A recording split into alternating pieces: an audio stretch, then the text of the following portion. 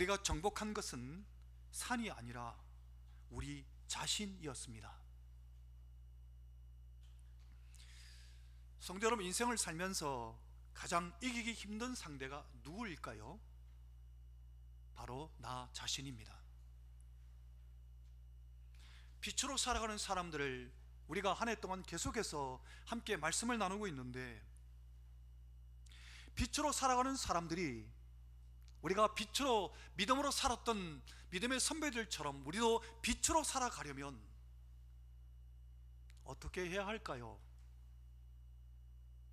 그것은 바로 나 자신을 정복해야 합니다. 여러분, 로마서 전체를 한번 깊이 한번 묵상해 보십시오. 믿음에 대해서 사도 바울을 통해 하나님은 믿음이 무엇인지를 설명하시는데, 믿음으로 살아간다는 것은 과연 무엇인가? 그것은 바로 죄와 사망의 법에서 놓여져서 생명의 성령의 법 안으로 들어가는 것이요, 그것은 바로 예수 그리스도 안에서 왕노릇하는 것이라고 설명합니다. 여러분, 진짜 믿음은 죄가 내 삶의 현장에서 왕노릇하는 삶이 아니라, 사망이 내 삶을 지배하는 게 아니라, 성령께서 생명 되신 예수님이 우리 안에 오셔서 왕노릇하시는, 내가 예수 그리스도 안에 들어가서 왕노릇하며 살아가는 것이 진짜 믿음이요 신앙생활이라고 말씀하시는 것이 로마서의 핵심입니다. 그 가운데 오늘 본문은 그 핵심을 아주 잘 요약해서 설명하고 있습니다. 생명이 뭡니까? 생명은 바로 예수 그리스도죠. 내가 곧 길이요 진리요 생명이라고. 오늘 이 본문을 보면 계속 반복되는 단어가 있습니다. 뭐냐 하면 한 사람, 한 사람입니다. 한 사람으로 말미암아 죄가 이 세상에 들어왔고, 그 죄를 누가 또 해결했느냐? 한 사람, 예수 그리스도께서 해결하셨다고. 그래서 누구든지 그리스도 안에 들어가면 생명 안에서 왕노릇할 수 있다는 것을 설명합니다. 한 사람이 얼마나 중요한가 그걸 말씀하고 있습니다. 자, 17절을 한번 보실까요? 이렇게 기록하고 있습니다. 12절을 먼저 보겠습니다. 12절을 보면, 그러므로 한 사람으로 말미암아 죄가 세상에 들어오고 죄로 말미암아 사망이 들어왔나니, 이와 같이 모든 사람이 죄를 지었으므로 사망이 모든 사람에게 이르렀다 그랬습니다. 누구로 말미암아 죄가 세상에 들어왔다고 성경은 말씀합니까? 한 사람.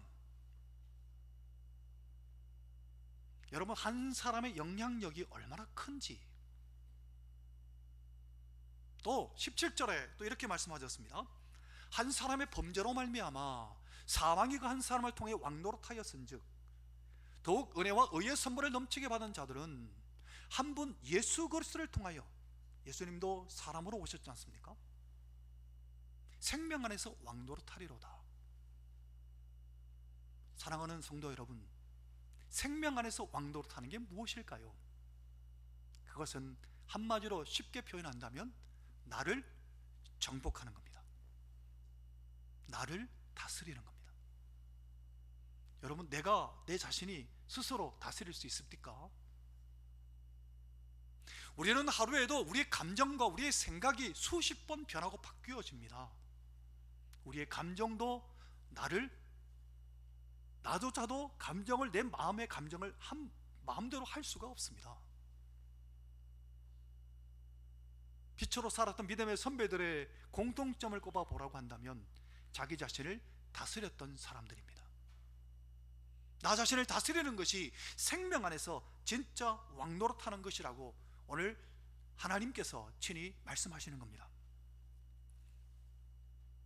여러분, 나 자신을 어떻게 하면 다스릴 수 있을까요? 가장 먼저 한 사람이 끼치는 그 영향력이 얼마나 크다는 것을 우리는 깨달아야 합니다. 한 사람 아담 때문에 죄가 들어왔고 한 사람 예수님 때문에 의가 선포되었습니다.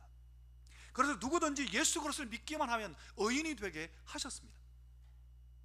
그렇다면 우리는 한 사람 나는 어떻게 살아야 되겠습니까? 어떻게 하면 나를 다스릴 수 있겠습니까?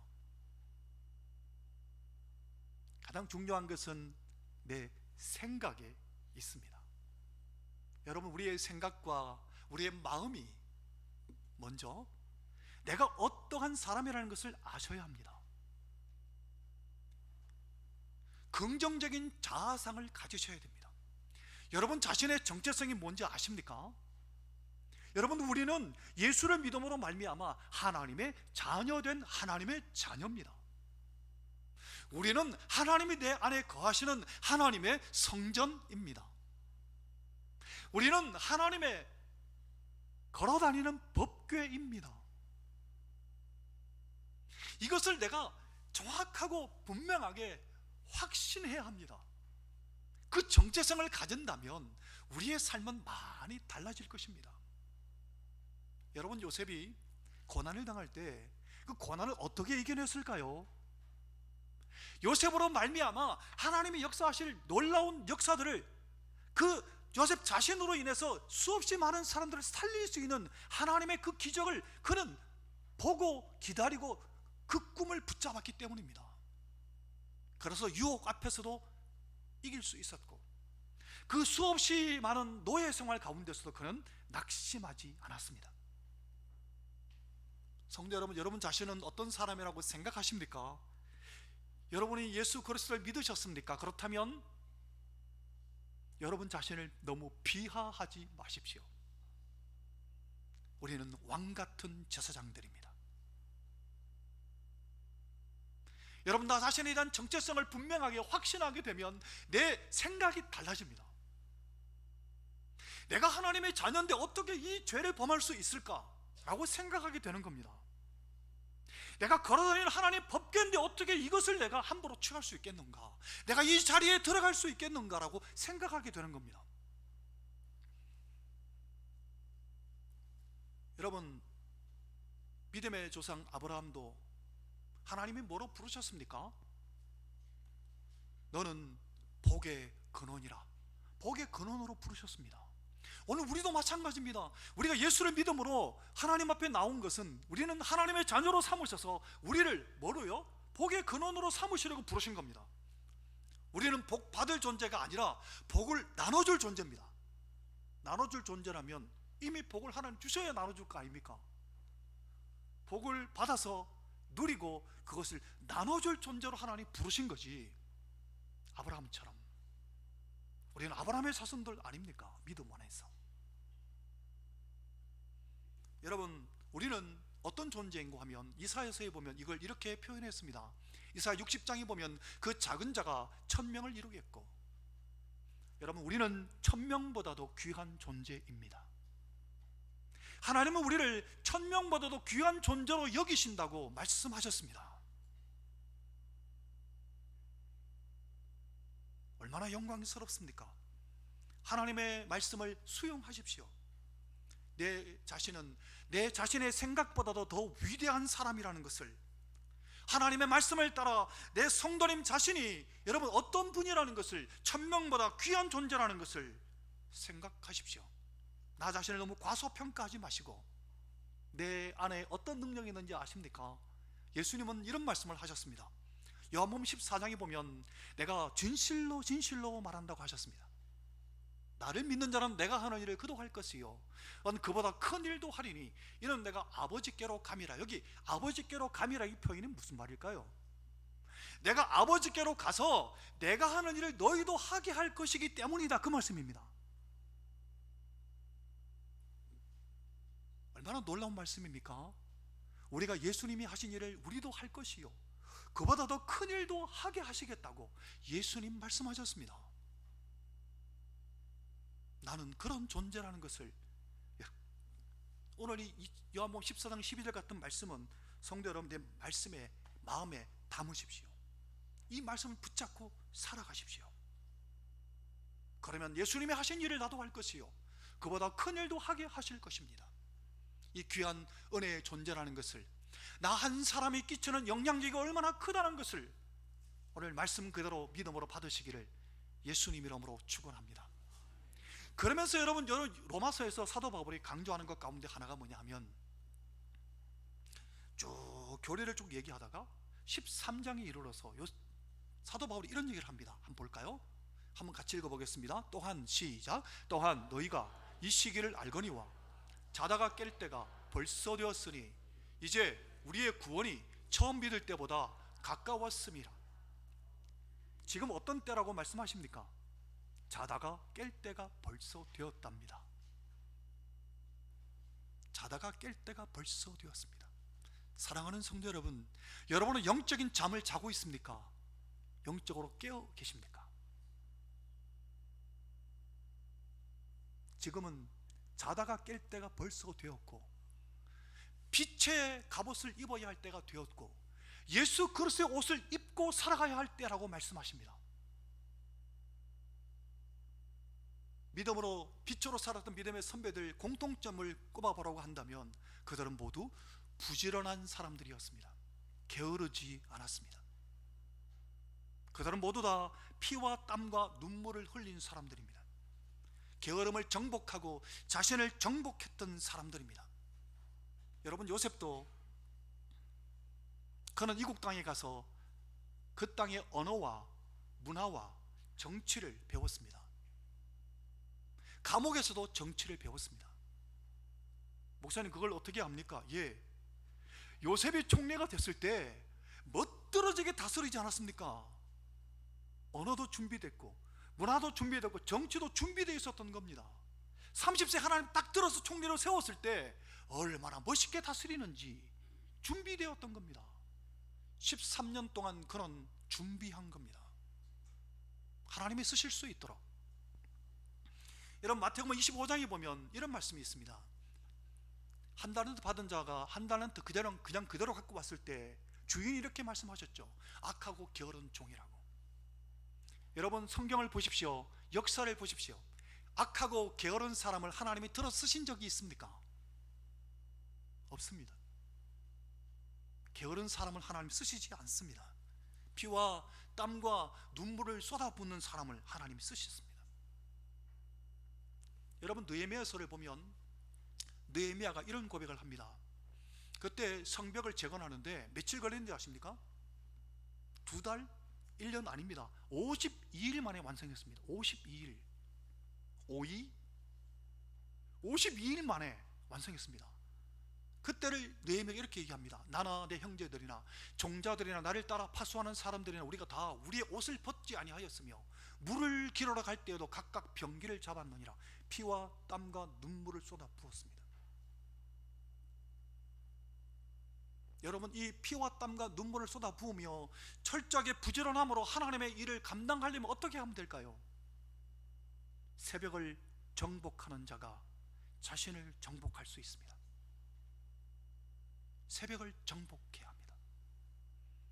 성도 여러분, 시편에 보면 이걸 이렇게 표현했습니다. 하나님이 그 성중에 계심에 성이 흔들리지 아니할 것이라. 새벽에 하나님이 도우시리로다. 우리 한국에 처음에 기독교가 전래되고 믿음으로 살았던 믿음의 선배들 가운데 성경이 아니라 기도를 많이 하신 분들이 하는 고백이 있습니다. 뭐라고 얘기하는가 하면, 새벽을 깨워봐라, 새벽기도 나가봐라, 하나님이 소원 한 가지 들어주신다. 그런 이야기. 자기가 경험한 얘기들이거든요. 문제가 있느냐? 그럼 문제를 안고 새벽을 깨워봐라 라고 말하는 믿음의 선배들, 그들의 경험에서 이야기하는 겁니다. 하나님이 새벽에 도우시겠다고 약속하셨습니다. 새벽을 깨우면, 새벽을 정복하면 세상을 정복할 수 있습니다. 빛으로 살았던 믿음의 선배들 모두 새벽 사람들이었습니다. 또한 시편 110편을 볼까요? 이렇게 말씀하셨습니다. 함께 읽어볼까요? 주의 권능의 날에, 시작. 주의 권능의 날에 주의 백성이, 주의 청년들이 죽게 나오는도다. 새벽 이슬 같은 주의 청년들이라는 표현이 무엇일까요? 청년들이 새벽을 깨운다 그 말씀일까요? 아닙니다. 새벽을 정복하는 사람들이 청년이라고 말씀하시는 겁니다. 나이가 많든 나이가 적든 문제가 아닙니다. 새벽을 깨우는 사람이 곧 청년이라고, 하나님이 보시기에 청년이라고. 새벽을 깨우는 것이, 새벽 이슬 같은 주의 청년들이 하나님 앞에 나올 때 하나님의 나라가 아름답게 세워진다고 말씀하고 계시는 겁니다. 목사님, 왜 새벽 정복하는 걸 그렇게 강조합니까? 사랑하는 성도 여러분, 새벽을 깨우는 건요, 나를 쳐서 복종시키는 훈련이기 때문입니다. 새벽을 깨우려고 한번 해보십시오. 쉬운가? 어렵습니다. 어떤 분은 평생 새벽기도 하기 싫어갖고 목회 안 한대요. 새벽 깨우기 어렵습니다. 새벽에요, 잠이 더 많이 옵니까? 더 많이 옵니다. 어찌 그리 새벽잠이 그렇게 달콤한지. 밤새 잠이 안 오다가 또 새벽에 잠이 오네. 성도 여러분, 그런데도 불구하고 새벽을 깨우는 것은 나를 정복하는 겁니다. 여러분, 새벽을 깨운 사람은 자신을 정복한 훈련이 된 사람이기 때문에 새벽을 깨우라고 하나님 말씀하시는 겁니다. 성도 여러분, 새벽을 깨우게 되면, 깨우는 그 자신을 정복한 사람은 성실하고 꾸준하고 끈기가 있고 언약을 지키는 사람입니다. 시간에 철저한 사람입니다. 여러분, 시간에 철저한 사람, 새벽 깨우는 사람입니다. 시간에 늘 늦는 사람 보면 새벽 안 깨우는 사람입니다. 여러분, 새벽을 깨우는 사람은 자기 영혼을 관리합니다. 내면 세계에 질서가 잡혀 있어서 새벽에 하나님께 가까이 나아가고, 새벽에 하나님 말씀을 듣고, 새벽에 하나님 앞에 기도하는 사람, 쓸데없이 시간 낭비하지 않습니다. 밤에 무절제한 삶을 살지 않습니다. 여러분, 이 시대가 많이 바뀌어져서 많은 젊은이들이 밤문화가 아주 흥왕하고 있습니다. 그 속에 마귀가 도사리고 있습니다. 밤문화가 우리에게 유익 주는 게 무엇이 있습니까? 영적으로 내 삶을 소생시키는 것이 뭐가 있습니까? 밤에는 주무시라고 하나님 밤을 주신 겁니다. 밤에는 자야 합니다. 그리고 새벽을 깨워야 합니다. 그럴 때 하나님이 나를 딱 붙잡아갖고 쓰시는 겁니다. 새벽을 정복하면 나를 정복하는 겁니다.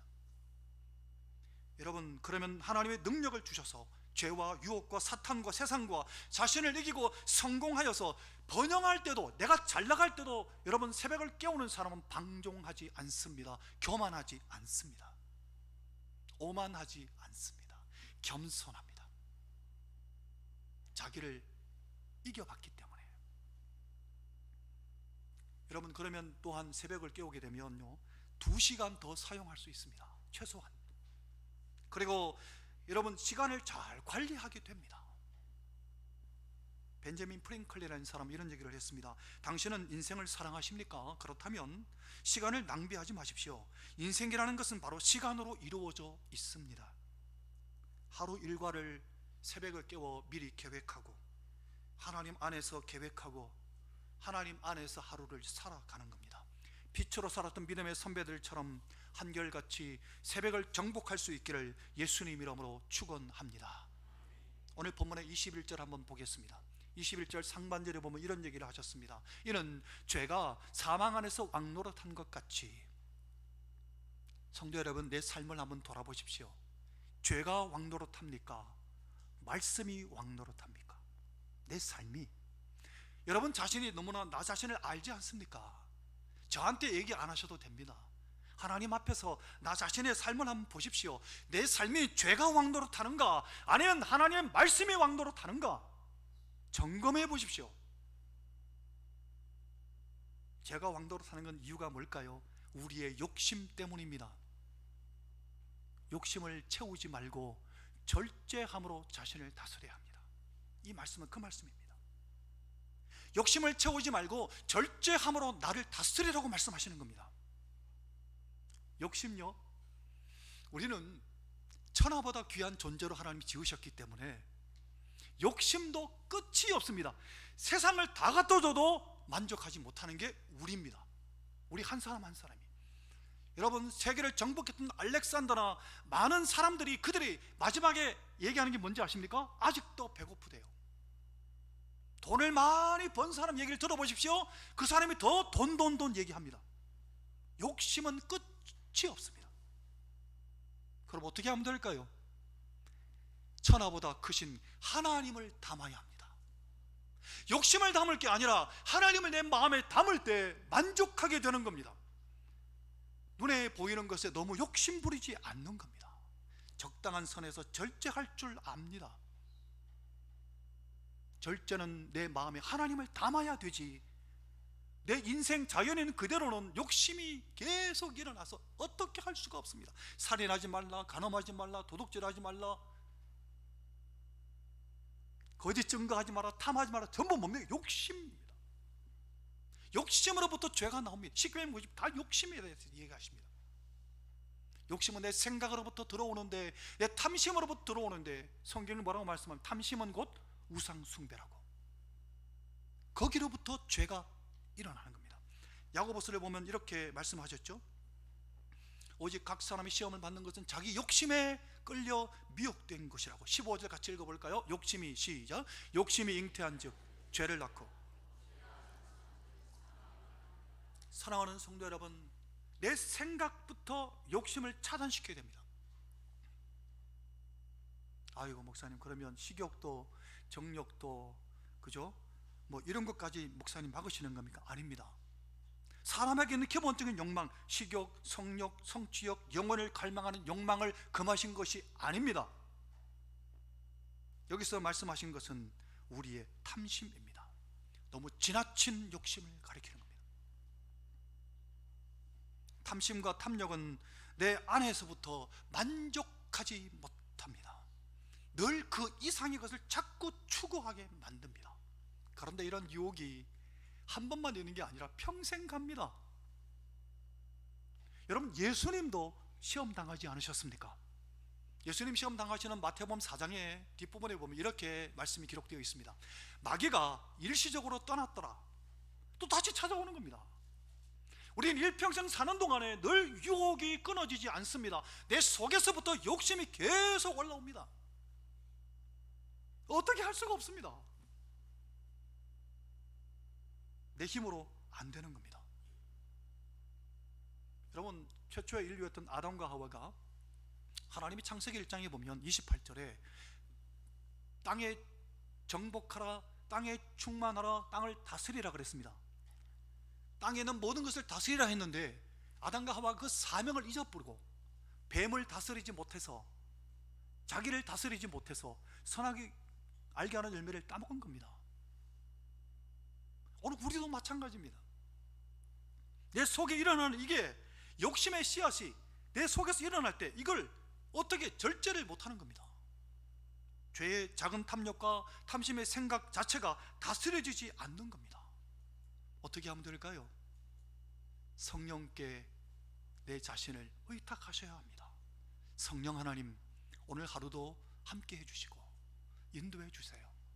내 혼자 사는 게 아니라 성령 안에서, 예수님 안에서 살아가게 해주세요. 성령의 은혜를 늘 구해야 합니다. 우리가 그게 빛 가운데 살아가는 겁니다. 그럼 성령께서 우리에게 열매 맺게 하시는데, 성령의 9가지 열매 가운데 마지막 열매가 뭡니까? 절제입니다. 절제가 참 힘든 겁니다. 죄송한 말씀이지만 고 원로 목사님께서 하시던 말씀이 생각납니다. 내가 절제 은사가 부족한 것 같아요. 그러면서 설교 길게 하시고, 그게 갑자기 생각이 나는데, 절제가 그렇게 힘든 겁니다.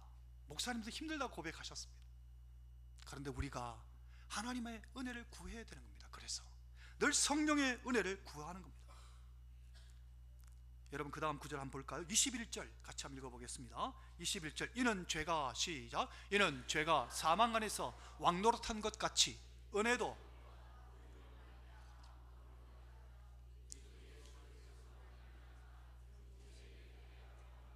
아멘. 지금 뭘 얘기하는 것일까요? 여러분, 우리 마음에 다스리기 가장 힘든 게 무엇일까요? 그게 욕심이고 또 하나가 뭘까요? 우리 마음에 있는 분노입니다. 분노. 6장에 넘어가면 6장에 이렇게 말씀하셨습니다. 이와 같이 너희도 너희 자신을 죄에 대하여는 죽은 자요 그리스도 예수 안에서 하나님께 대하여는 살아있는 자로 여길지어다. 죄에 대해서 내가 죽었고 하나님께 대해서 살아있다고 여기라고 말씀하십니다. 왜요? 내 속에 일어나는 이 분노를 내가 어떻게 참기가 어렵기 때문에, 이 분노에 대해서, 죄에 대해서는 내가 죽었다고 고백하고 그렇게 여기라고 말씀하십니다. 야고보서 1장에 보면 이걸 이렇게 해석했습니다. 같이 읽어보겠습니다. 내 사랑하는 형제들아, 시작. 내 사랑은 너희가 알고 사람마다 듣기는 속히 하고 말하기는 더디하며 성내기도 더디하라. 사람이 성내는 것이 하나님의 의를 이루지 못함이라. 아멘. 뭐죠? 우리가 성내는 것. 누구든지 분을 발할 수 있으나 해가 지도록 분을 품지 말라 말씀하셨습니다. 누구든지 성질도 낼 수 있고 분을 낼 수도 있습니다만은 그게 하나님의 의를 이루지 못하니까 분노를 다스리라고 말씀하시는 겁니다. 분노를 다스림으로 나 자신을 다스리라고 말씀하시는 겁니다. 잠언에 보면 이런 얘기를 하셨습니다. 노하기를 더디하는 자는 용사보다 낫고 자기 마음을 다스리는 자는 성을 빼앗는 자보다 낫다고. 우리는 모두가 다 내 속에 있는 이 분노로 인해서 이를 그르칠 때가 많이 있습니다. 누구도 예외가 될 수 없습니다. 여러분, 이 분노를 다스림으로 자신을 다스릴 수 있기를 예수님 이름으로 축원합니다. 여러분, 요셉의 가장 가까운, 요셉의 가장 힘들게 했던 사람들이 누구였습니까? 형들 아니었습니까? 다윗을 가장 힘들게 했던 사람이 누구였습니까? 장인 어른과 자기 아들 아니었습니까? 욥이 가장 힘들었던 사람이 누구였습니까? 자기 아내 아니었습니까? 가장 가까운 사람이 가장 내게 분노를 일으킬 수 있습니다. 많은 믿음의 선배들이 살아갔던 삶의 현장을 볼 때 그렇습니다. 그럴 때 어떻게 해야 될까요? 요셉은 그 분노의 노예가 되지 아니하고 그거를 강렬한 사랑으로 바꾸어 놓았습니다. 형들을 사랑했습니다. 분노가 일어날 때 여러분 잘 구별하십시오. 나 때문에, 내 자신 때문에 분노를 일으키는 것은 분노입니다. 그런데 하나님 때문에 분노가 일어나는 것은 의분입니다. 예수님도 하나님 때문에 의분으로 성전을 청결케 하셨습니다. 그거는 아주 좋은 겁니다. 하나님도 의분을 일으키셔서 죄를 미워하시고 정의를 실현하시고 사람들을 사랑하셨습니다. 성도 여러분, 분노가 일어날 때 어떻게 하면 될까요? 원인을 분석해 보아야 합니다. 무엇 때문에 내가 이 분노가 일어나는지. 전문가들의 견해에 의하면 분노가 한 3가지 정도 때문에 일어난답니다. 첫 번째는 자신이 내가 원하지 않는 것이 내 삶 속에 일어날 때, 내가 원하지 않는 것이 내게 들릴 때, 나는 안 그랬는데 엄한 소리 들릴 때, 또 그런 사건이 일어날 때, 내가 그 다음 2번째가 하나님 앞에 소원을 두고 기도했는데 그게 거절당했을 때, 또 하나님 앞에 소원을 두고 기도했는데 그게 더디 이루어질 때 분노가 일어난다고 합니다. 저도 그렇더라고요. 분노가 막 일어나요. 그때 어떻게 하면 될까요? 분노가 일어날 때 성도 여러분, 그 분노를 상대방에게 다 쏟아붓지 말고, 하나님은 방법을 가르쳐 주셨습니다. 로마서에서 원수 갚는 것은 내게 있으니 내가 갚으리라. 그 말이 뭔 말일까요? 하나님 앞에 다 쏟아놓는 겁니다. 여러분, 다윗의 시편을 보십시오. 내가 낯뜨거울 정도로 다윗의 시편을 읽기가 참, 그런 구절들도 굉장히 많습니다. 왜 그럴까요? 다윗이 하나님 앞에 그의 마음을 다 쏟아놓은 겁니다. 상대방에게 쏟아놓는 게 아니라 하나님께 다 쏟아놓는 겁니다. 다 쏟아놓고 그 다음에 뭐가 일어날까? 그러면 나를 살펴보는 겁니다. 하나님께 다 쏟아놓고 나서 나를 성찰하는 겁니다. 내가 뭔가 잘못된 게 있는가? 내게 뭔가 부족한 게 있는가? 하나님이 저 사람을 통해 뭔가 내게 말씀하시는 게 있는가? 하나님이 말씀을 통해 내게 뭔가 주시는 메시지가 있는가? 그거를 나 자신을 성찰해 보는 겁니다. 그러면 문제는 어디에 있는 줄 아십니까? 내게 있습니다. 내게 문제가 있다는 걸 깨닫게 됩니다. 그럼 분노가 가라앉을 뿐만 아니라 하나님 앞에 회개가 일어납니다. 회개하게 됩니다. 한 번 분노를 다스리고 한 번 유혹을 이길 때마다 그만큼 내가 강해지고 자라갑니다. 믿음이 자라가는 겁니다. 그래서 온유한 자는 복이 있나니 땅을 기업으로 받을 것이며 라고 말씀하셨습니다. 오늘 마지막 한 구절 읽고 말씀을 마치겠습니다. 17절 함께 읽겠습니다. 한 사람의 시작. 한 사람의 범죄로 말미암아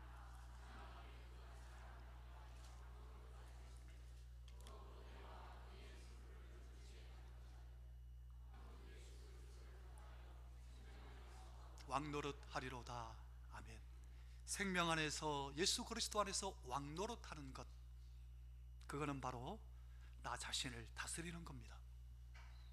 나 자신을 정복하는 것이요, 내가 천명보다 귀한 존재요, 내가 예수님이 하신 일을 나도 할 수 있고 그보다 큰 일도 할 수 있는 사람인 것을 깨닫게 하시고, 뿐만 아니라 새벽을 정복함으로 나를 정복하고, 욕심을 채우는 것이 아니라 절제함으로 나를 다스리고, 분노를 다스림으로 나를 다스리는, 그게 생명 안에서 왕노릇하는 겁니다. 이 생명 예수 그리스도 안에서 왕노릇하며 살아갈 수 있기를 예수님 이름으로 축원합니다. 우리 찬송하고 기도하겠습니다.